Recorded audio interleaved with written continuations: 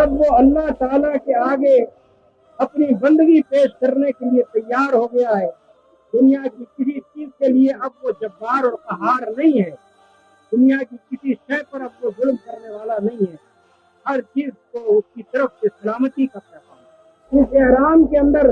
یہ ایک خاص بات ہے جس کو آپ ملحوظ رکھیں، وہ یہ ہے کہ اللہ تعالیٰ ہمارے وہ سارے لفافے اتروا دینا چاہتا ہے کہ جو ہم نے اپنے اوپر اوڑھ رکھے ہیں، جن کے اندر ہم نے اپنے آپ کو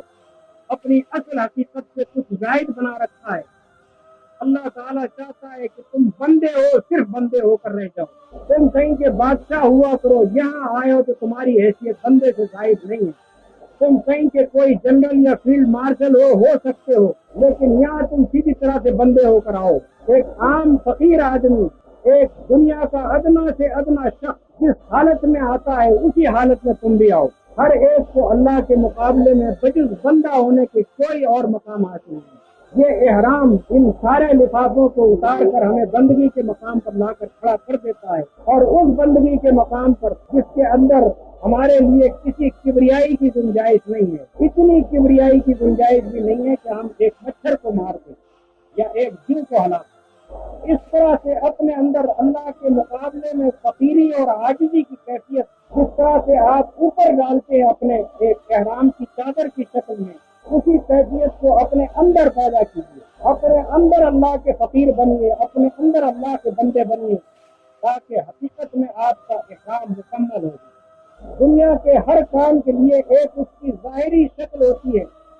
اور ایک وہ نیت ہوتی ہے جو وہ کام کرتے ہوئے آدمی کے دل میں ہونی چاہیے۔ ظاہری شکل اس فعل کی یہ ہے کہ آپ ایک سہمت باندھ لیتے ہیں اور ایک چادر اوپر سے ڈال لیتے ہیں۔ ظاہری شکل اس فعل کی یہ ہے کہ جن جن چیزوں کو منع کیا گیا ہے وہ کام آپ احرام کی حالت میں نہیں کرتے، لیکن اس کی باطنی کیفیت جو ہے وہ یہ ہے کہ آپ بس اللہ کے بندے ہو کر رہ جائیں، اور تمام دوسری چیزیں جو اس بندگی سے زائد آپ نے اپنے اندر پیدا کر لی ہیں ان سب کو اپنے میں سے نکال کر پھینک دیں،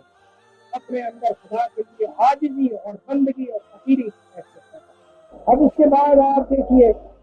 آپ یہاں سے منا جاتے ہیں اور منا سے عرفات جاتے ہیں اور عرفات سے پھر مزدلفہ آتے ہیں اور پھر منا آتے ہیں۔ تقریباً حج کے زمانے میں آج 10-12 لاکھ آدمی ہوتے ہیں، ایک وقت میں یہ 10-12 لاکھ آدمی اٹھ کر مکے سے منا جاتے ہیں،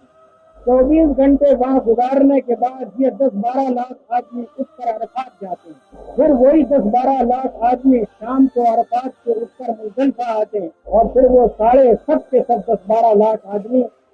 مزدلفہ سے اٹھ کر منا آتے ہیں۔ اس تمام دوڑ دھوپ میں جو زحمت آدمی کو پیش آتی ہے، جو تکلیف اس کو اٹھانی پڑتی ہے، جس طرح کی بے آرامی سے اس کو سابقہ پیش آتا ہے، ایک آدمی اگر حقیقت میں بندگی کی کیفیت اپنے اندر نہ رکھتا ہو اور حج کی روح اگر اس کے دل میں اتری ہوئی نہ ہو تو وہ آدمی سوچتا ہے کہ آخر یہ کیا عبادت ہوئی کہ مکے سے اٹھے اور منا چلے گئے، اور منا سے اٹھے اور عرفات چلے گئے،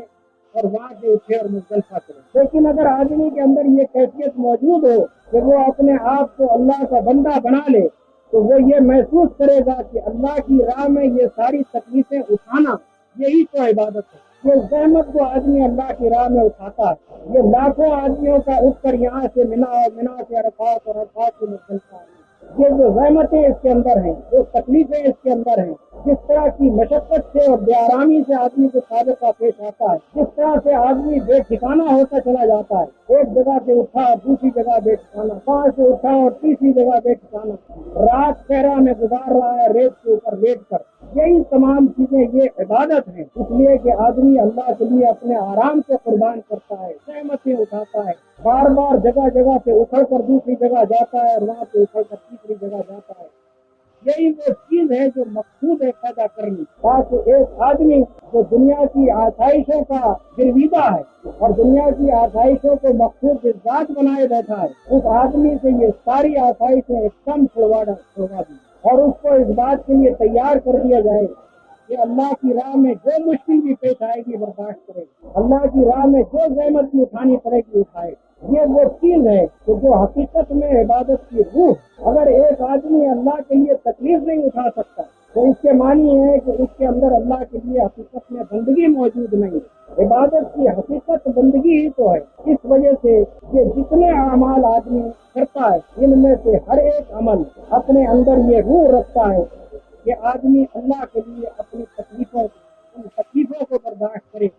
جو حج کے موقع پر ہوتے ہیں۔ ابھی میں نے آپ سے ذکر کیا کہ عرفات سے جب آپ چلتے ہیں اور مزدلفہ آتے ہیں تو راستے میں ایک مقام پڑتا ہے جس کو بطن محشر کہتے ہیں۔ یہ بطن محشر وہی جگہ ہے جو تاریخ سے ثابت ہے کہ یہ بطن محشر وہی جگہ ہے جہاں اللہ تعالیٰ نے اصحاب الفیل کو ہلاک۔ آپ قرآن مجید میں وہ واقعہ پڑھتے ہیں الم تر کیف فعل ربک باصحاب الفیل الم یجعل کیدہم فی تضلیل وارسل علیہم طیرا ابابیل